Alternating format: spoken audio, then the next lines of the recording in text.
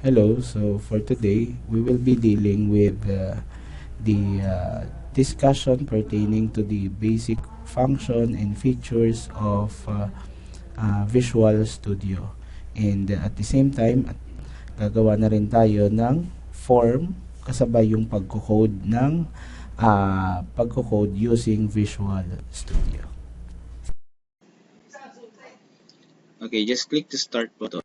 Look for the Microsoft Visual Studio that has been installed in your laptop or desktop. So the installation procedure has been discussed to you last time. Now you can click this Microsoft Visual Studio 2008.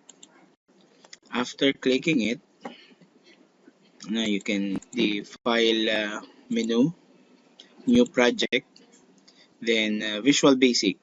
Visual Basic, Windows Form App. You may double click it or you can also click the OK button. Now, as you can see, uh, this window shows the environment or the IDE of the Microsoft Visual Studio. So its part. So let's start with the upper uh, part or the bottom part of the Visual Studio 2008. We have the what's this? The title bar, which contains the name of the file together with the application name. Then it has the minimize button, maximize button, and close button. So these are part of the title bar. Now this portion, the file, edit, view, project, and so on and so forth until help, these are called, this is called the menu bar. Under the menu bar, we have the different icons. Yan. So this part is called toolbar. Now, on this portion, on the left side, so there is this toolbox. This toolbox contains the different objects that can be used in designing the project. So it has the checkbox, checklist box, the button or the command button for Visual Basic 6.0. Meron din itong mga label, list box, text box. Yeah. So, nandito yan sa toolbox. Okay, next. We have here the Solution Explorer on the right part of your window.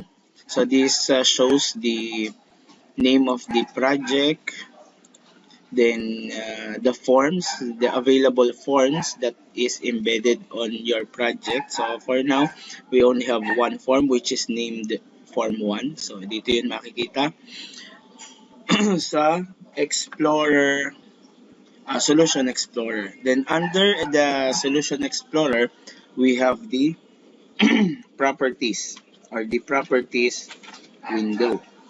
So Properties window shows the property of an object that has been selected. For example, view muna. Toolbox, okay. For example, this toolbox, assuming that we will be placing a label here. Yeah. Okay, so as you can see, once I click the label or the object, ipapakita ng properties window yung properties ng object na pinili natin, which is label. Na ang pangalan is label 1. So, yan. Then, sa ilalim, we have the error list. Suppose that the project that we designed has an error, makikita agad natin siya dito sa bottom part of our screen. So, that is the basic parts of the Microsoft Visual Studio.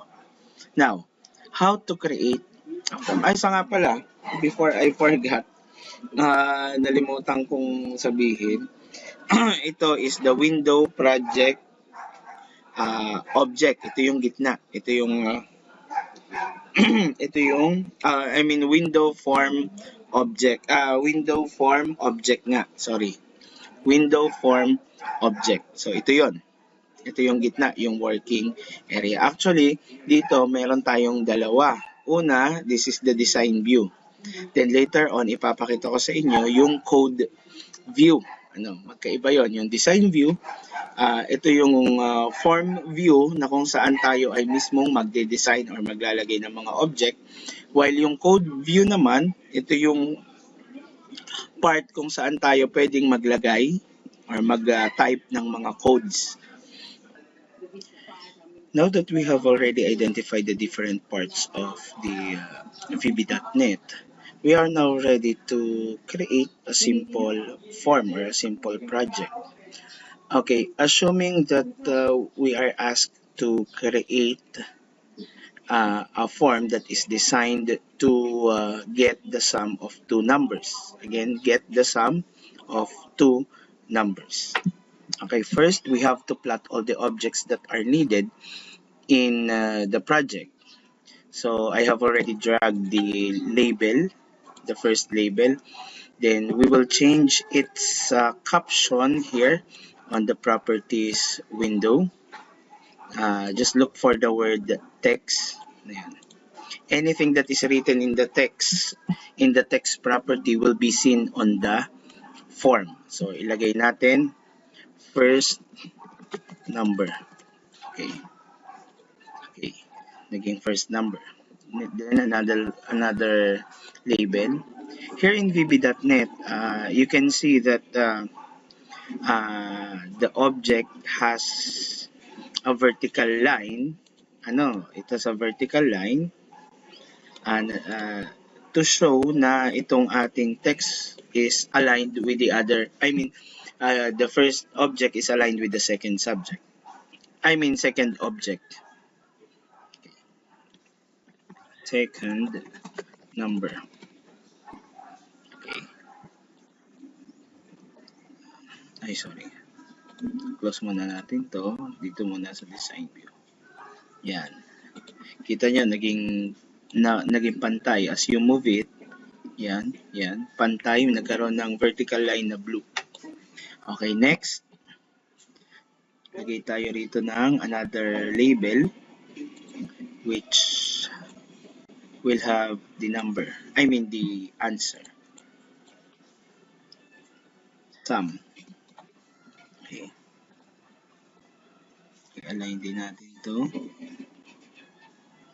Yan. Sum. You can also change the font size of each object by referring to the size. Ito yun. Pwede nyo palitan nyo ng size.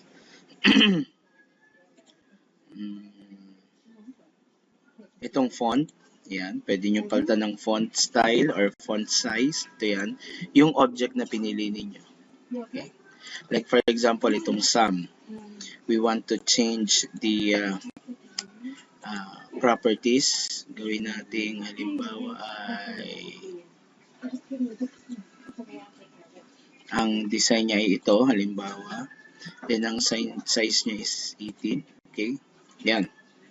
Ganyan yung magiging itsura pag pinalitan nyo yung font ng inyong label. Now, aside from label, syempre kailangan natin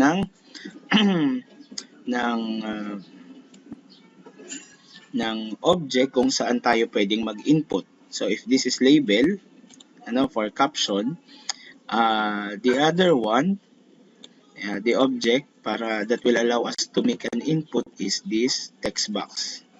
Okay.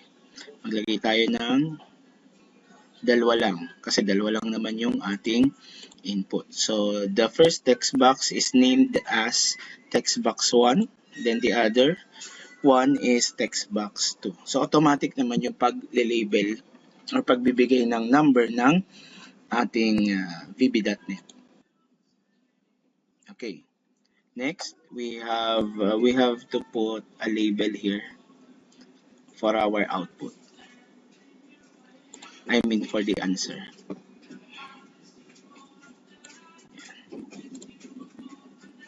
Okay. So tanggalan natin siya. Mamaya papakita ko kung bakit kailangan tanggal yung caption na label para dito. Dapat blanco siya. Okay, next. Ito na, yung command button. So para saan yung command button? The command button will contain a code that will be executed once the button has been clicked. Ano? So yung button 1, palitan natin ang caption. Again, punta tayo sa text. So gawin natin tong add. Then another button para sa clear. Clear. Clear. Okay.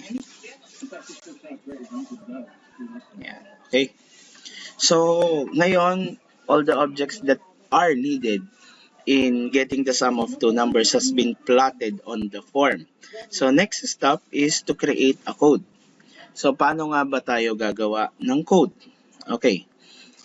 Sabi ko kanina, ito yung design view. So, to open up the code view, all you have to do is to double-click the command button. Or yung button, ito yon yung button na object. Double-click lang natin yan. After double-clicking the button, ito na yung lalabas. Parahin ko muna ito. Ulitin ko, close ko muna. Close. Click the add button. Okay. So kung mapupunan nyo, meron na agad siyang automatic na mga codes. Hindi kagaya sa C programming natin na ide-declare mo pa stdio o .h. So ang daming mga preliminary codes na kailangan mong i-declare bago pa yung actual code na i-execute ng computer. So dito ready-made na yan. Ito yon. Yan. So ang gagawin na lang natin dito sa gitnang ito, dito tayo magsisimulang lagay ng code. Okay. Now, to start, let us type the word dim. Dim. Then yung variable name na i-assign natin dun sa text1.text. Num1, halimbawa, as integer. Okay. Then ilagay natin dim num2 as integer. Then dim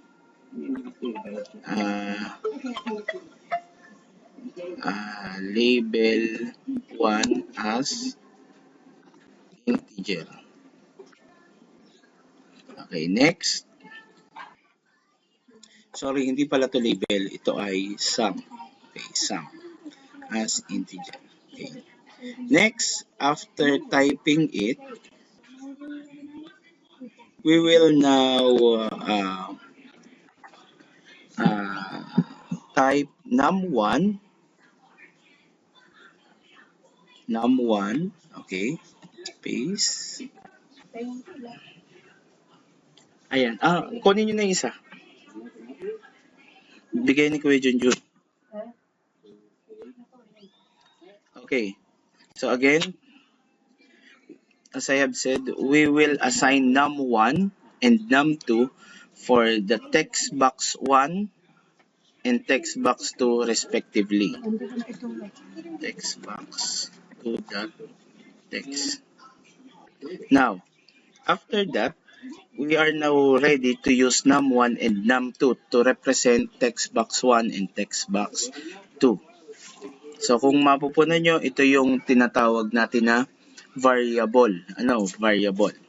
So sum is equals to num1 plus num2. So ayan. Then we will assign then, or we will use label 1 that text is equals to sum. Ibig sabihin, yung sum, the variable sum, kung ano man yung maging output niya or laman niya, ay i-display niya using label 1 that text. Okay, let us try to run the program by clicking this play button or itong run button. Okay, if there are errors, o mamaya yung error. Okay, 1 plus 5, click the add. Okay, bakit yung 6 ay doon lumabas sa label 1? Bakit kaya? I-close natin, ha? Tignan natin yung ating code. Ano? Saan ba natin nilagay ang answer? Nakalagay dito is si label 1. Saan ba dapat? Okay. Balik tayo kay form view or design view. I-click lang natin dito yung design view. Then tingnan natin, ano ba yung name ng label na ito, which is dito dapat natin ilalagay or lalabas yung sagot. So, after clicking the object, tingnan, nakalagay dito, label 4, hindi label 1. Kasi label 1 ay ito. Ano? So, babaguhin uli natin yung code. Double-click the command button. Then, gawin natin itong label 4. Okay. Then, we will hit the run button or the start debugging button. Okay. Again, 1 plus 6. So, the answer must be 5. Okay, nakita nyo, lumabas dito ang sagot sa label 4 na naging 7. So, yung clear, wala pang code. Close natin ito. Kung mapupunan nyo, pag niran natin yung program, yung label kanina may laman. Yung label 4, nakalagay label 4 talaga. So, dapat yan yung walang laman. Kasi magkakalaman lang yan or output once we hit the add button. So, para matanggal yung laman ng label 4, punta lang, i-click lang natin yung label, then look for the properties ng pangalan ay text. Burahin natin yung laman, then yun na yun. Tira na natin. Okay. So, as you can see, wala na yung ating button. I mean yung label 4 dito. So, click add. Yun. Saka lang lalabas yung sagot. Okay. Para naman sa clear button, simple lang naman yung clear. Ilalagay lang natin yung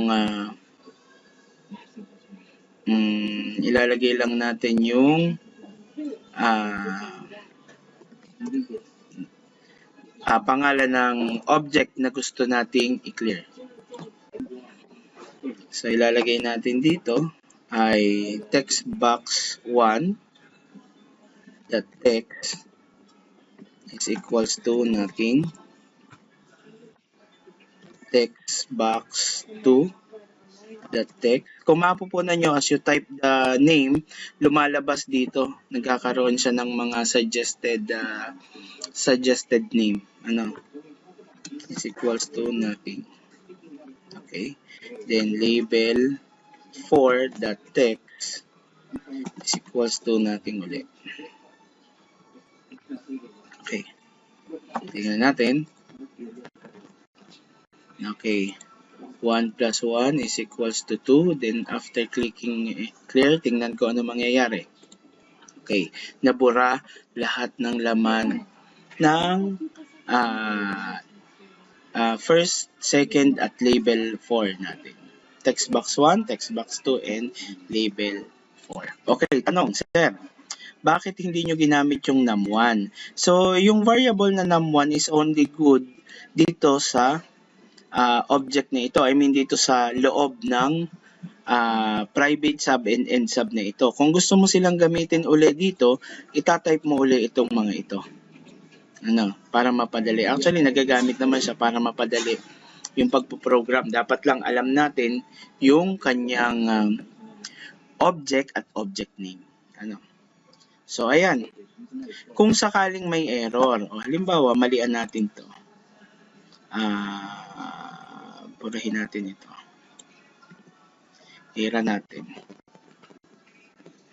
Okay. Kung mapupunan nyo, nagkaroon agad dito ng error sa ilalim. Sabi, nasa line 16, line 9, column 16, yung ating problema or yung problem. Yun nga lang dito, hindi siya kita yung number eh.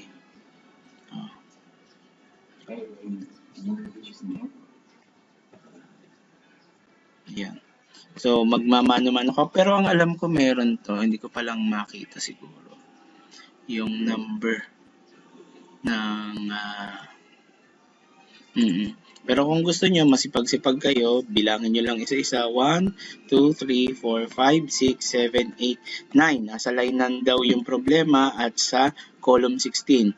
1, 2, 3, 4, 5, 6, 7, 8, 9, 10, 11, 12, 13, 14, 15, 16. Ibig sabihin, nandito sa dito ang problema natin, which is yun nga yung binura natin. So, error list will display the error within that project.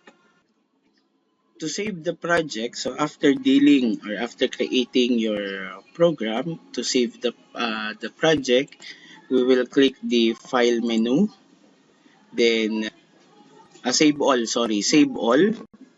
Okay, after clicking this, so maipapakita sa inyo yung exact location or address where your project will be saved.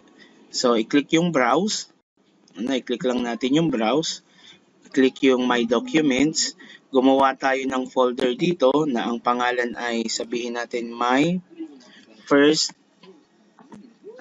VB Project, vb.net project. Okay. Then, i-click lang natin yung select folder. After that, yan, dito na niya isa-save yung project na ginawa natin. Sa project, ibig sabihin yung code together with the form. Okay. Save. Okay, close na natin to. Okay, after closing it, so hanapin natin to double check my first my documents. So yung folder na my first, ito yun. Then Windows application 1, then ito yun. Ito yan. So pag dinouble click natin, magbubukas na yung uli yung ating project. So i-click lang dito yung form, double click para lumabas yung form, i-double click yung add para lumabas yung ating code view. Okay. Then design view. Okay, so hanggang dito na lang muna mga kabagang. At abangan nyo yung aking pang ibang video tutorial or lesson regarding with VB.net. So hanggang dito na lang muna and stay safe, keep safe everyone. God bless, bye-bye.